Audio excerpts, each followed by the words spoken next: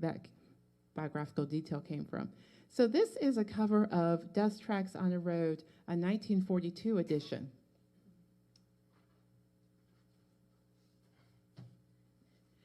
And I actually drove from Dayton to Cincinnati to get this 1942 edition, first edition of Dust Tracks on a Road. That was in the library there. I thought about purchasing a copy of the first edition from a rare book dealer. It was priced at over $1,700. The University of Cincinnati had a first edition on their shelf. I thought, I'm not saying anything. I'm just going to check it out. So I have it. And but I do intend at some time, I will return the book, but I do intend to. But I do intend at some time to send a letter to or email to the head librarian and say, by the way, it's what you have on your shelf, you know. So it's a really amazing because with Dust Tracks on a Road, you have this 1942 edition. If you have a later edition of Dust Tracks on a Road, for example, the Library of America edition is what I used to base this presentation on. The Library of America edition, which is a posthumous edition of Dust Tracks on a Road, has some material in it that you don't see in the 1942 first edition of Dust Tracks on a Road. And that has to do with what scholars have pointed to, the publisher's censoring of Zora Neale Hurston when she was writing Dust Tracks on a Road. As a matter of fact, and this is classic Zora Neale Hurston style, but if you go to Yale University, they have some Zora Neale Hurston archives in the Beinecke Library, or you can look at the archival material online. But this is pointed out in the notes on the text to the Library of America posthumous edition. It says here, folders 12 through 15 contain the marked typescript used as setting copy for the book, including a typed title page dated Los Angeles, California, January 14, 1942, indicating the date of another completed draft. Hurston's handwritten and signed note on the title page reads, quote, "To the James Weldon Johnson Memorial Collection of Negro Arts and Letters at Yale University, through the efforts of Carl Van Vechten to enrich it," end quote. At the bottom of the page she wrote, quote, parts of this manuscript were not used in the final composition of the book for publishers' reasons," end quote. So it was thought that the content would have been so controversial that the publisher would not have wanted to include it. Also, in the notes on the text part of the Library of America posthumous edition, it states, the deletions fall in three basic categories: possibly libelous material, political opinion, and sexually explicit passages. Okay. So, Zora wanted us to know that things were left out, right, with her note. And so in this, restored Library of America edition, that is highlighted in the notes on the text. So I think it reveals something about the context of the times in which she was living and writing. But fortunately, because we do have archival material, it was possible to find, things that she had left out. So I think that's an important part of, Dust Tracks on a Road. And I think it's kind of representative of so many things that happened with Zora Neale Hurston. So, for example, not only did she have to contend with her publisher with Death Tracks on the Road, but earlier in her career, she had the patronage from Charlotte Osgood Mason, who had very definite ideas about African American literature and cultural expression.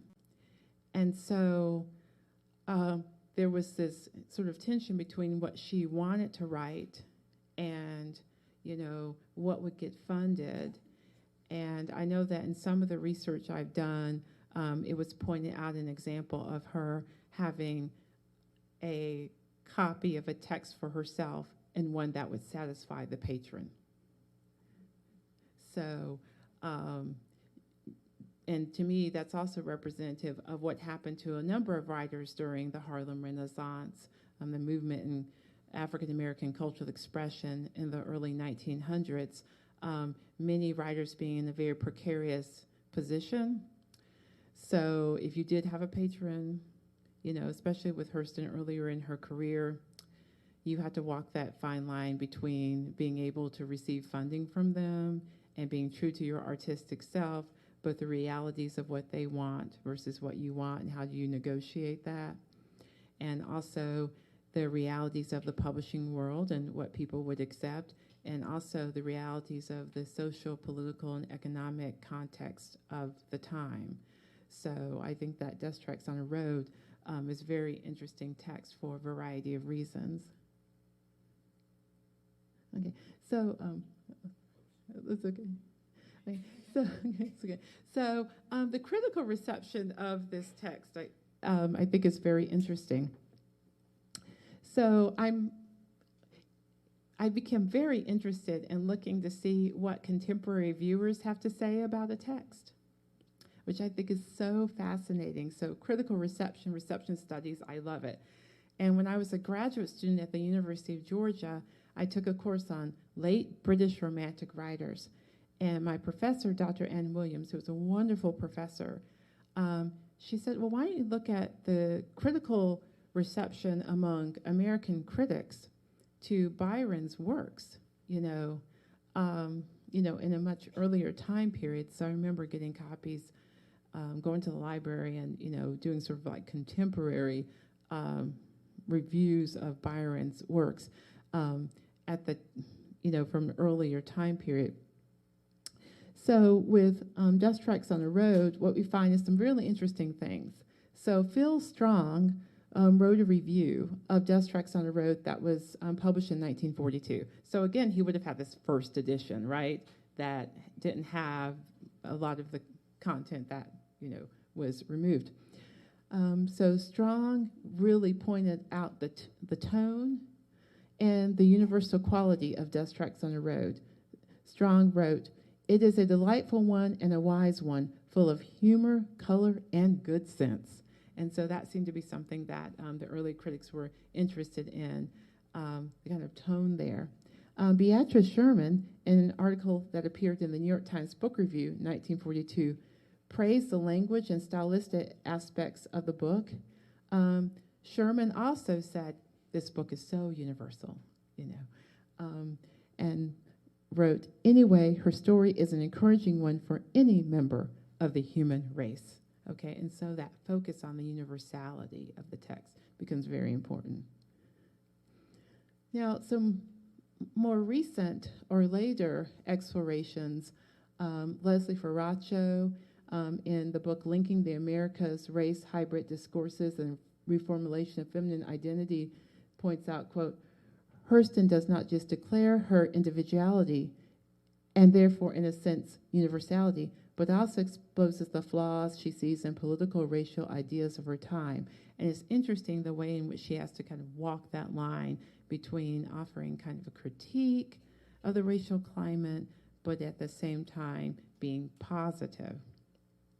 Ferraccio also notes, quote, "Ultimately, her syntax shows her awareness of historical positioning and the tension in her talent created between the community she came from and the community she spoke to in her writing." Because most of the people who would have been part of her readership would not have come from a community that was anything like Eatonville, Florida. Francois Lyonnais, in autoethnography, The Anarchic Style of Death Tracks on a Road, looks at the racial, gendered, political, as well as the WW2 or World War II context, in addition to Hurston's attitudes about Pan-Africanism. And Deborah Plant, in the Folk Preacher and Folk Sermon form in Zora Hurston's Death Tracks on a Road, looks at it in relation to African American cultural traditions, even discusses the role of humor. And Plant contends that, quote, the message in Death Tracks is that individualism and achievement are the avenues to self-empowerment. So individualism and achievement. Yeah. Now, in terms of context, and this goes back to what I said earlier, this was an essay that was included in Critical Insights Zora Hurston that I edited. It was contributed by Catherine Torrey. And as you can see here, Catherine Torrey asserts that the reasons for even writing Death Tracks on a Road and publishing it had to do with a variety of factors. Lippincott believed that Hurston could produce a book matching the success that Langston Hughes had with a book about his life. So Langston Hughes, her friend for a time, had published some autobiographical writing, and so Lippincott thought, oh, there's a market for autobiographical writing by African American authors, and this could be very successful. And Hurston, throughout her life, had lots of financial challenges, and so the idea of earning a lot of money was appealing to her. But then Torrey also acknowledges the censoring that occurred due to concerns about the reaction to Hurston's politics among some potential readers during World War II. Okay. And so I'm going to talk about certain sections of Death Tracks on a Road. And one of the things that I assert, and much of the scholarship sort of bears out, is this idea that she sort of had to walk this kind of line, or was trying to walk this kind of line. So what you see in terms of her attitudes about race is that on the one hand, she alternates between this idea of, critiquing racial relations of the time and pointing out the need for, more equity, and also downplaying the racial inequities of the time. So you get this kind of alternate kind of view, which, again, if we look at what Torrey has to say and what others have to say, it could be trying to walk that line between wanting to speak in a particular way or write in a particular way about race, but also being concerned about the potential audience and their attitudes. So you can see in Death Tracks on a Road, she asserts, I was born in a Negro town, okay? And so on the one hand, in Death Tracks on a Road, she really does assert this idea that she is a black woman, she's born in a Negro town, this has had a great influence on her identity. This may make her different from some of her readers. At the same time, throughout Death Tracks on a Road, she's also asserting ways in which she's like other individuals who may come from a different background. She does address race in Eatonville and the notion of race relations within her family. She points out that her father had stated her father felt it did not do for Negroes to have too much spirit. So despite the fact that he was a mayor and he was a pastor and a person with very high status, and she was living in Eatonville, Florida, her father had this kind of concern about what might happen to her if she seemed to be challenging a lot of the racial attitudes of the time period. Later on, after leaving Eatonville, Florida, and she's traveling in different places, she does end up at Howard University. And she really does highlight the idea of Howard being, what we call now, a historically black university. And you can see this statement now, as everyone knows, Howard University is the capstone of Negro education in the world. So, highlighting, I was born in a Negro town, Eatonville, and then highlighting that I went to this university that is the capstone of Negro education in the world. And she, basically says it's like the Harvard of historically black colleges and universities.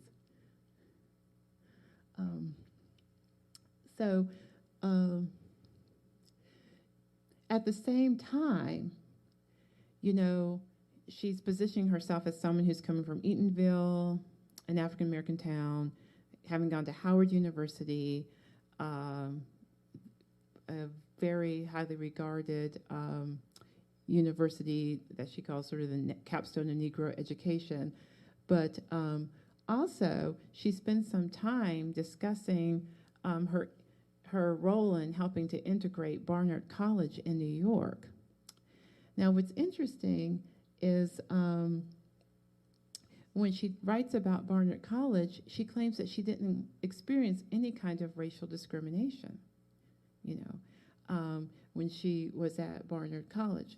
Now, again, is this because she actually didn't, or is it because she's trying to represent her experience at Barnard in a particular way for, certain ends? It's hard to say. And then I also have this passage here where she points out, my interest lies in what makes a man or a woman do such and so, regardless of his color, and that's a reference to her writing the text Jonah's Gourdvine. Well, what's interesting is, on the one hand, she's saying in her writing, like Jonah's Gourdvine, she's interested in what makes a man or woman do such and such, regardless of his color. But so many of her texts, like Jonah's Gourdvine, Their Eyes Are Watching God, Seraph on the Swanee, where African Americans are very minor characters, do really address the effect of race or racial attitudes on the characters' lives. It's not the only aspect of their lives that is investigated, but her works really do engage many ways. So on the one hand, a lot of her works are coming out of a sort of African American cultural tradition context, but they do have a universal flavor or quality to them as well. So again, this kind of alternating. Okay.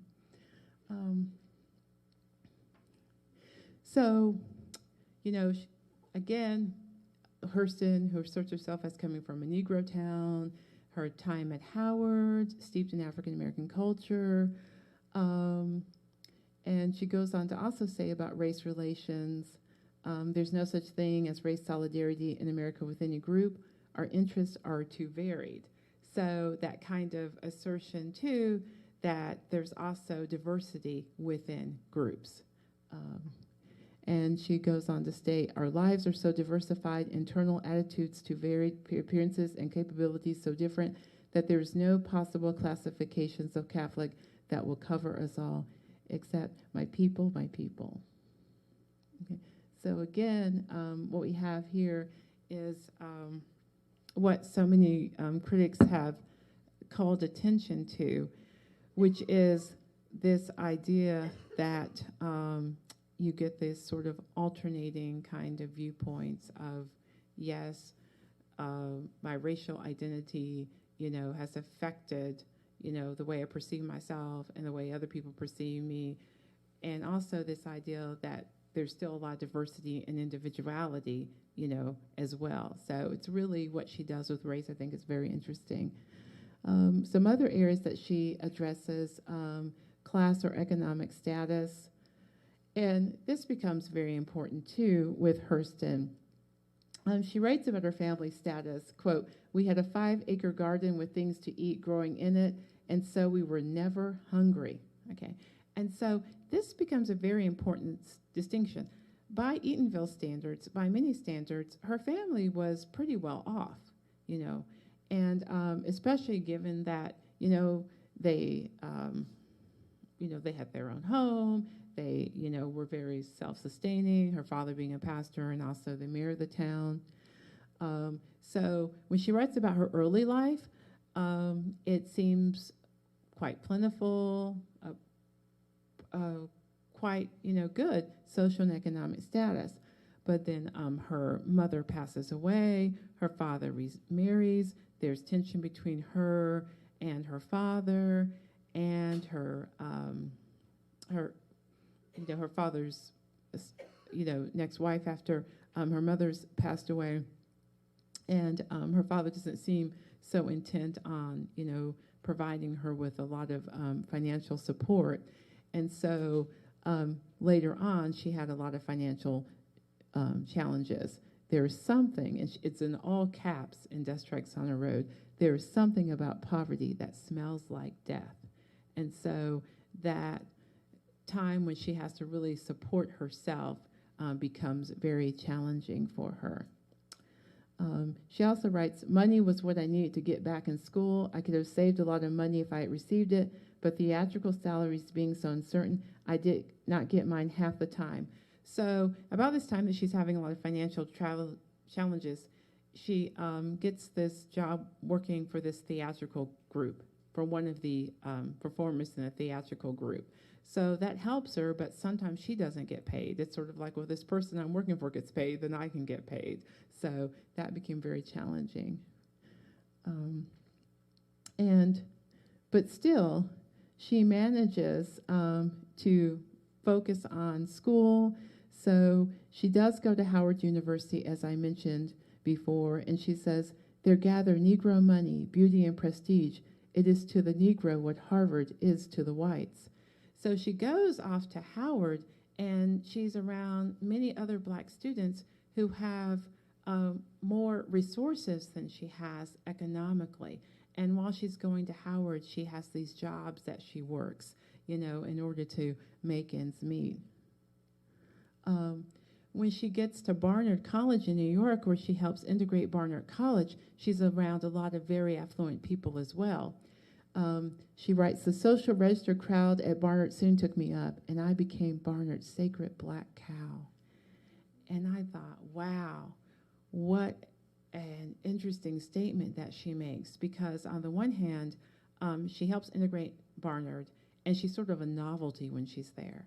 And people want to be around Zora Neale Hurston, And so, again, looking at what she has to say, I think about the whole role of performance there when she's at Barnard, and she's operating these sort of upper echelons. And throughout so much of her life, socially and economically, she was both inside and outside various classes. So she could be at Howard with a lot of affluent people. She could be at Barnard with a lot of affluent people, but she wasn't necessarily affluent herself, But after after the time at Barnard, she goes back south to collect folklore in rural communities, and she says the Barnardese had influenced her, and so people didn't know what she was talking about in many cases, So again, even when she was going back home, her trajectory is not lost upon her when she says, so to me, these honors meant something, insignificant as they might appear to the world. It was a long step for the waif of Eatonville. She's like, sort of, I've come a long way with these echelons I'm a part of. And, she's always doing things to kind of promote cultural expression, and she kind of comes off with this idea that even if you don't make a lot of money, you've still made a contribution in another place. So I make no real money out of my concert work. It's sort of an example of what often happened with Hurston. In terms of gender, she does have a lot to say about that. Her mother came from what had been a higher socioeconomic class than her father, and so her maternal grandmother didn't approve of Hurston's father because she didn't think that he was high class enough, and she felt that her daughter, if you're a woman and you're of a higher class, you should marry a man who's of a higher class. So that was sort of a tension there. And so these kind of expectations people have. Also, her identification in Death Strikes on the Road, saying she'd been a Negro 3 times, a Negro baby, a Negro girl, and a Negro woman, And so Death Strikes on the Road is kind of her journey from girlhood to womanhood. And then sort of the tension between her career and her romantic relationships. She writes in Dust Tracks on the Road about one of the men she was involved with. That very manliness, sweet as it was, made us both suffer. My career balked the completeness of his idea. And in her novel, Their Eyes Are Watching God, there's always a tension between Janie and the men she's married to in terms of, her true self and identity. Political ideas. Again, if you read the Library of America edition of Dust Tracks on the Road, she has a lot to say about politics. And when I was thinking about the parts of Dust Tracks of a Road that were sort of excised from the 1942 edition, I thought, I could see why, that this happened at the time. But in Seeing the World as It Is, she discusses Britain's power within India, U.S. military presence within China. She discusses communism. I mean, she has a lot of, views on a number of topics related to U.S. foreign policy and also domestic ideas as well. But like the Library of America edition, you really get her awareness, her engagement, and her interest in political, social, and economic issues of the time period. I think the 1942 edition, you can get some sense of that, but also in the Library of America edition, you get a really firm sense, I think, of some of the things that she felt in terms of her political views. And so Hurston is one of those people who there are people who look at her attitudes and would categorize her as a conservative. There are people who look at her attitudes and would consider her to be a liberal. So you get these kind of different perspectives on Zora Neale Hurston. And this just sort of a selected bibliography of some of the secondary sources that I have mentioned, like the chronology, and also Leslie Ferraccio, who is a professor at the University of Georgia, who's published on Hurston. And also, I have the 1942 edition of Dust Tracks on the Road, and also the Library of America edition, 1995, where if you want to read, parts that were censored from the 1942 edition, you can look at that, and some of the other secondary sources that I mentioned. Deborah Plant, very notable scholar on Zora Neale Hurston, and some of those earlier reviews, which appear in Zora Neale Hurston, Critical Perspectives, Past and Present, edited by Henry Louis Gates and K. Paya, and the Tory essay, which I think is very interesting, that I had talked about earlier. So, that's okay. Okay. I know that was a lot of material.